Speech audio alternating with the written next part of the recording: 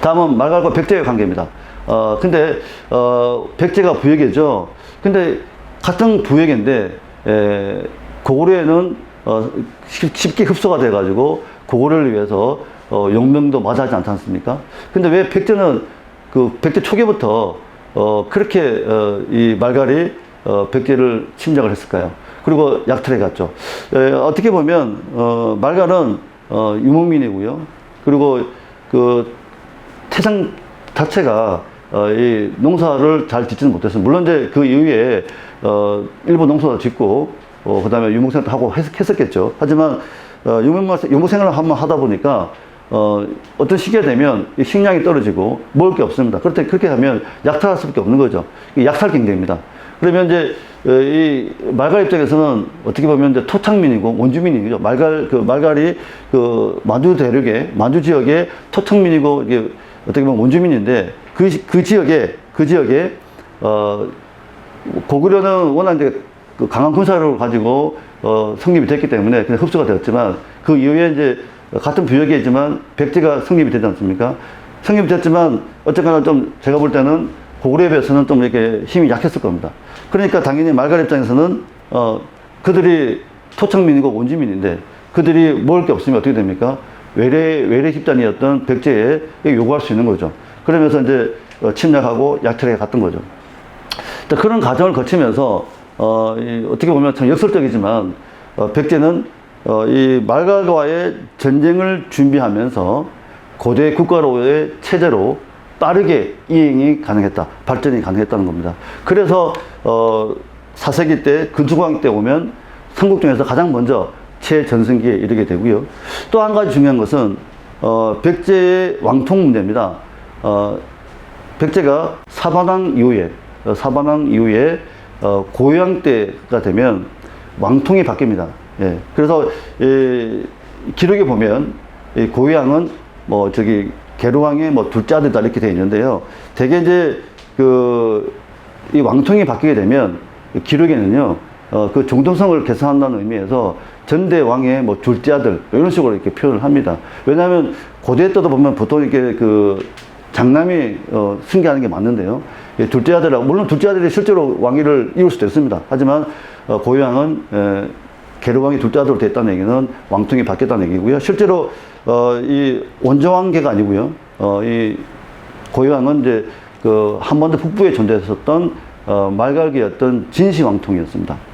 물론 이제 그렇다고 해서 이게 뭐 말갈계냐 아니면 친말갈계냐 확실한 뭐 근거가 아니냐 라고 얘기하지만 이것도 물론 추정이긴 합니다. 하지만 공교롭게도 온조왕이 백제를 세울 때부터 계속 이 말갈과는 전쟁을 해왔었습니다. 그러니까 평화관계가 없었던 계속 이제 말갈을 침략하고 약탈해가고 또 백제는 그걸 대비하기 위해서 계속 군사력을 갖추고 그랬던 거죠. 그런데 고유왕이 즉위한 이후부터 약 150년 동안, 즉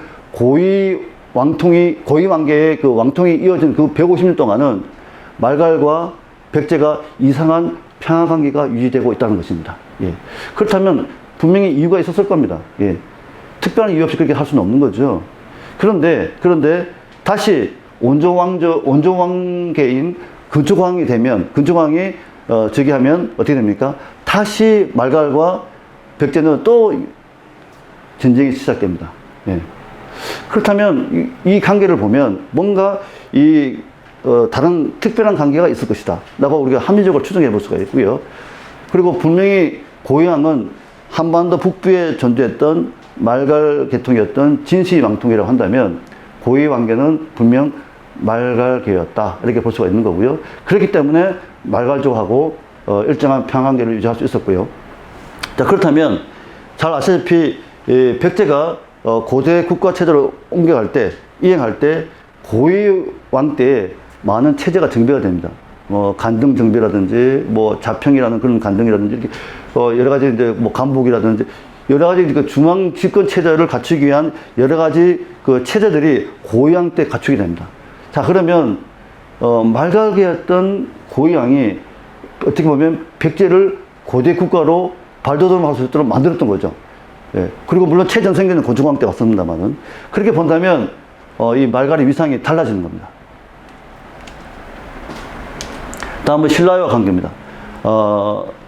말갈도 마찬가지. 말갈이 이제 신라는 어떻게 보면은 가장 이른 기록상으로 보면 가장 이른 시기에 나라를 세웠습니다만은 이 한반도로 내려오는 시기가 다르죠. 즉 그 지금의 경주로 내려온 시기는 바로 신라가 5대 왕이죠. 파사 이사금 때 경주란 지역으로 오게 됩니다. 그전에는 한반도 이 남부 지역이 아니라 중북부 그 이후에 존재하고 있었던 거기 때문에 이 말갈과 만날 일이 없었던 거죠. 그래서 그전에는 말갈이 백제와의 그 침략과 약탈 이런 것들이 계속 이루어져 왔었고요. 약 한 120몇 년 이후에 처음으로 이제 신라와의 그런 말갈의 기록이 나옵니다. 역시 신라도 말갈의 침략을 받고 약탈을 당하는 그런 기록들이 계속 존재를 합니다. 근데 이상한 기록이 하나 있죠. 어떻게 보면 신라 입장에서는 국경 지역에 말갈족이 계속 침략하고 약탈해 감으로 해서 신라 백성들이 엄청난 고통을 받고 있었습니다. 그렇다면 당연히 응징을 해야 되고 그래서 말갈을 정벌해야 되는데 그래서 이제 신라 일성 이사금 때 이제 그 말갈 정벌에서 이렇게 신하들과 논하는 자리가 있었습니다. 이때 이찬 웅선이라는 사람이 그 말갈 정벌에 불가함을 아뢰입니다. 그랬더니 그 신라 왕은 그것을 받아들이고 말갈을 정벌하지 않는 걸로 결정을 하게 됩니다. 참 이상한 그 결정이죠. 말갈이 그렇게 그 당시에 강한 군사력을 갖고 있었던 것도 아니고요. 충분히 당시에 그 일성 이사금 때 신라의 군사력으로 봤을 때는 충분히 말갈 정벌이 가능했습니다. 그럼에도 불구하고 신하 한 사람이 말갈 정벌이 불가하다라고 아뢰니까 바로 정벌하지 않습니다. 이 기록을 봤을 때는 물론 이것도 추정이긴 합니다만은 분명히 뭔가 특별한 관계가 있었을 거라고 우리가 추정해 볼 수가 있는 겁니다. 앞서서 숙신과의 관계에서 말갈이 고조선과 뭔가 일정한 관계를 갖고 있고 그리고 그들이 고조선 붕괴된 이후부터 계속 한반도와 그리고 만주 지역에 강범위하게 분포하고 있었던 원주민이고 토촉민이었고 라고 한다고 때 신라가 뭡니까? 혁거세 거사관이 바로 고조선의 유민이었죠. 예. 그리고 그 북부여를 세운 해모수의 딸이 바로 박혁거세의 그 어머니인 파수 부인 아니겠습니까? 딱 그렇게 봤을 때 그러한 역사적인 관계가 있기 때문에 그렇지 않았을까라고 그렇게 말갈을 정벌하지 않았을까 정벌을 할 수 없었던 그런 특별한 사정이 있었던 것이 아닌가라고 추정해 볼 수가 있겠습니다. 그리고 또 한 가지 첫 번째 시간에 제가 말씀을 드렸습니다만은 신라가 삼국을 통일한 이후에 신문왕 때 오면은 중앙 군사 조직을 다시 한번 체제를 정비하게 됩니다. 그러면서 중앙 군사 조직이 바로 이제 구서당이라는 군사 편제를 갖고 있는데요. 9개의 서당이라는 왕의 친위 부대입니다. 그래서 신라계는 3개, 그리고 고구려계도 3개, 백제계는 2개. 마지막 한 개가 뭐냐면 제6서당 흑금서당인데요. 흑색 깃발을 갖고 있다고 그래서 흑금서당이라고 부르는데요. 흑금서당의 구성원이 바로 말갈 국민으로 한다고 되어 있습니다. 즉 7세기 때 신라의 역사관으로 봤을 때, 혹은 세계관으로 봤을 때는 삼국시대가 아니라 사국시대가 맞다는 거죠. 그렇게 봤을 때 우리가 말갈의 위상을 우리가 달리 한번 생각을 해봐야 된다는 겁니다. 어떻게 보면 신라가 삼국을 통일한 이후에 중앙 군사 조직을 정비를 할 때 당연히 어떻게 보면 그 오랜 기간 그들이 또 부여와 관련이 좀 있었으니까 그 부여계나 혹은 오랫동안 존재하고 있었던 가야계나 이런 그 나라들의 국민으로 하는 군사 조직이 있어야 되는데 그렇지 않고 오히려 말갈 국민으로 한다는 게 있고요. 또 이것도 있습니다. 그 백제가 멸망한 이후에 그 백제의 영토를 어떻게 분할했냐면 바로 그 발해 그리고 그리고 신라, 그리고 말갈이 분할을 하게 됩니다. 물론 이게 말갈이라고 하는 것은 발해와 다른 이제 흑수 말갈로 보여지고요. 그래서 이 발해 시대가 되면 말갈이 크게 대별이 되지 않습니까?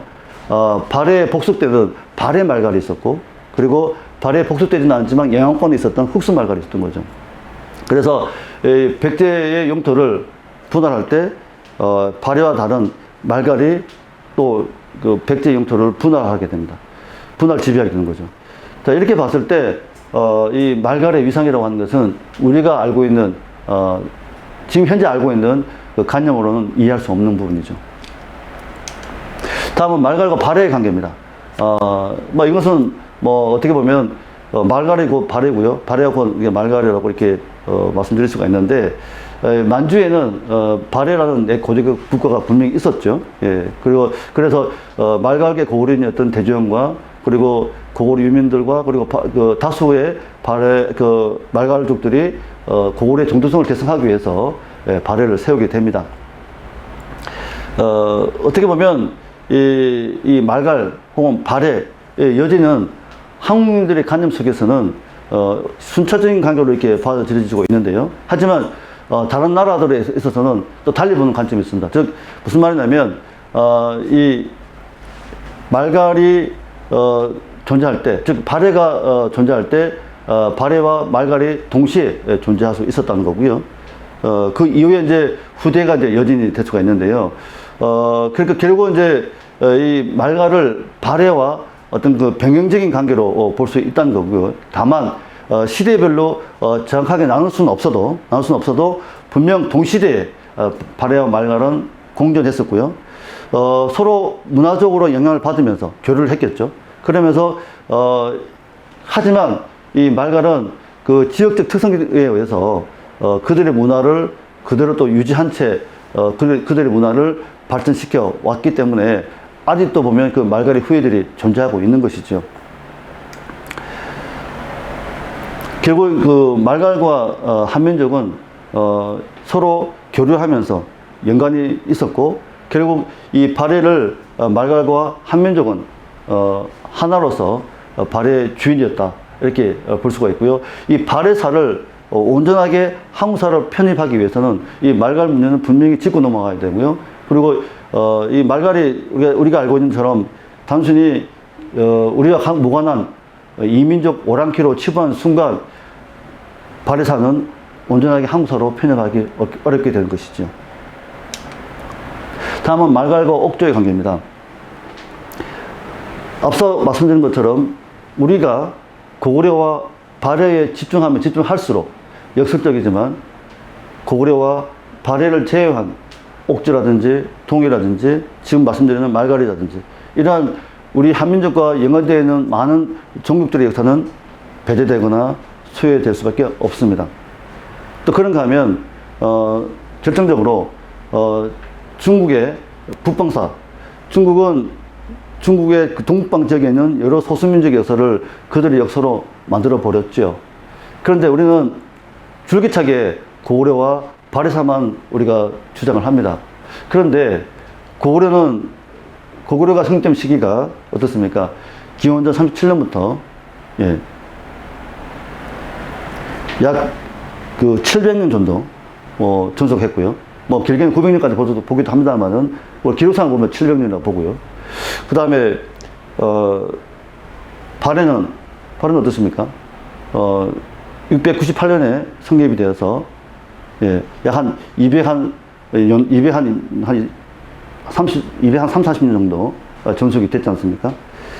그럼 나머지 시기는 어떻게 됩니까? 이 고구려가 존재했던 시기와 발해가 존재했던 그 시기를 제한 나머지 그 많은 시기에는 어떻게 됩니까?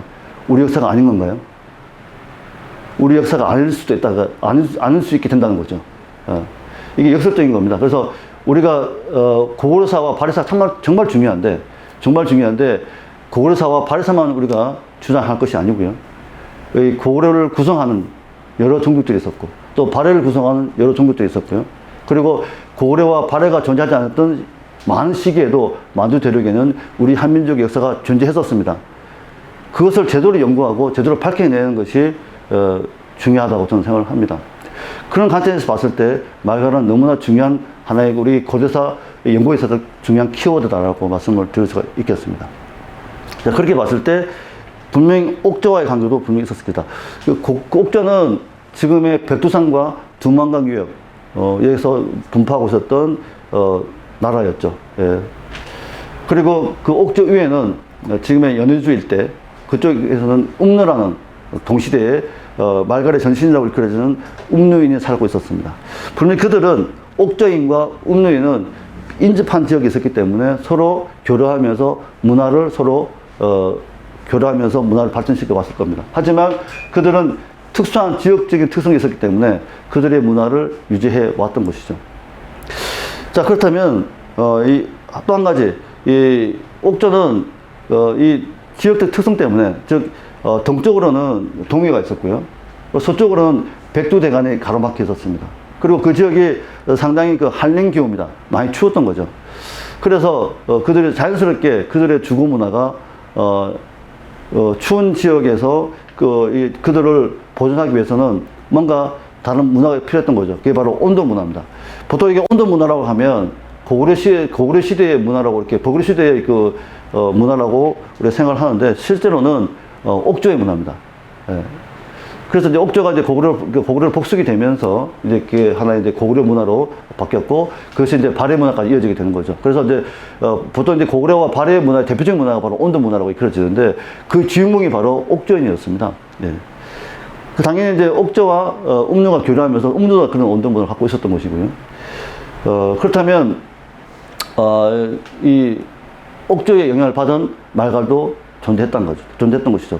앞서 말씀드린 것처럼 몇 개의 말갈 중에 하나가 백산말갈이라고 있다고 말씀드렸죠. 이 백산말갈은 오늘날 백두산과 두만강 유역에 존재했던 말갈을 말합니다. 그 지역은 어떤 지역입니까? 바로 옥저인들의 지역이었죠. 그래서 이 백산말갈을 우리가 다른 말로 옥저말갈이라고, 옥저계 말갈이라고 얘기를 합니다. 자, 그렇다면 그 넓은 지역에 또 척박한 지역에 그들의 역사와 문화를 계속 유지한 채 살아갔던 옥전이 있었고요. 그리고 웅륜이 있었고, 그리고 그들의 영향을 받았던 옥저계 말갈, 백산말갈이 존재했던 거죠. 그들의 관계사를 보면 이것이 단순한 게 아니구나. 그리고 고구려사와 발해사만 존재했던 것이 아니고 이 만주 대륙에는 다수의 한민족을 구성하는 여러 종족들이 모여 살았고 그들의 문화와 역사를 유지한 채 지금까지 살고 있었구나라는 것을 우리가 알 수 있게 된 것입니다. 자, 그러면 이제 우리 한민족과 관련되어 있는 여러 그 국가들과의 그 관계를 살펴보면서 우리 한민족 국가, 우리가 한민족의 역사로 볼 수 있느냐, 아니면 한국사로 볼 수 있느냐, 이런 것을 한번 우리가 판단해 볼 수 있을 것 같은데요. 이제부터라도 한국 고대사의 인식체계를 바꿀 수 있도록 이 말갈에 대한 연구를 제대로 해야 되고요. 그러니까 이 말갈을 앞서 말씀드린 것처럼 어떤 정치적인 목적을 갖고 보는 것이 아니고요. 말갈을 당대에 그들 지역에서 그들의 역사와 문화를 유지한 채 살아갔던 그들로 제대로 바라봐야 된다는 거죠. 즉 한국사냐 중국사냐 이게 중요한 게 아니고요. 결국 말갈 그 자체로 온전하게 바라봐야만 그들의 실체를 제대로 규명할 수가 있고요. 다시 말씀드리면 그래야만 그들의 역사의 기속 문제가 해결이 될 수가 있습니다.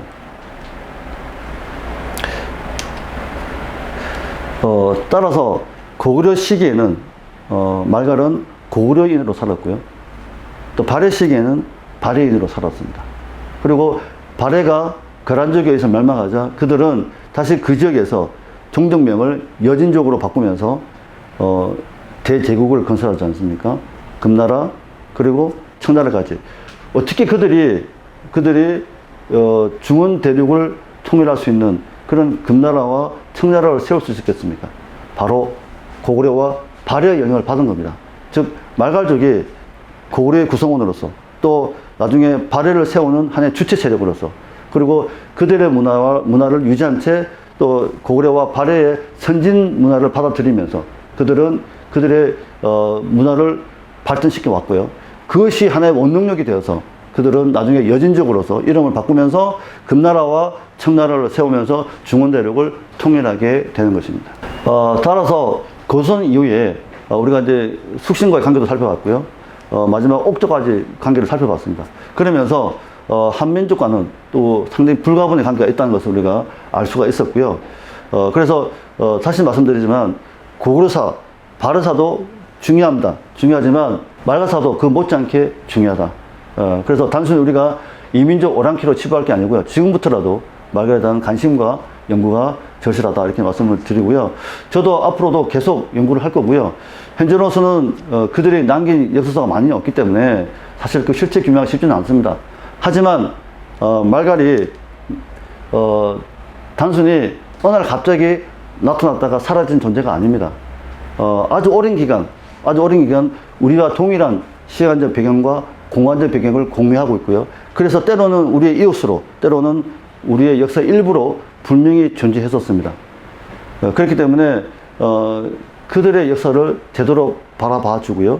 그리고 그걸 통해서 우리의 역사를 지금은 상당히 우리 한국 고대사가 좀 좁아 있습니다. 즉 뭐냐면 고구려사, 발해사, 특히 삼국시대 역사 이 정도만 우리가 인식을 하고 있지 않습니까? 그게 아니다라는 거죠. 거기에는 부여사도 있고요, 가야사도 있고, 말갈사도 있고, 무수히 많은 옥조인들의 역사도 있고요, 동유인들의 역사도 있고요, 무수히 많은 역사들이 존재하고 있었던 거죠. 그들의 역사를 이제 온전하게 그들의 역사로 바라봐야 된다. 그렇게 할 때 우리 역사가 온전하게 자리매김할 수가 있다는 것입니다. 마지막으로 여러분께 한 말씀 드리고 마치도록 하겠습니다. 기록은 기억을 지배합니다. 그리고 그 기억은 사람의 의식에 영향을 미칩니다. 그래서 역사 교육이 중요하고요. 만약에 역사 기록이 왜곡되어 있다면 그걸 바로잡지 않으면 그것은 분명코 그 집단의 역사 의식에 영향을 미치게 되고요. 결국 그 집단의 발전을 저해하는 요소가 분명히 될 것입니다.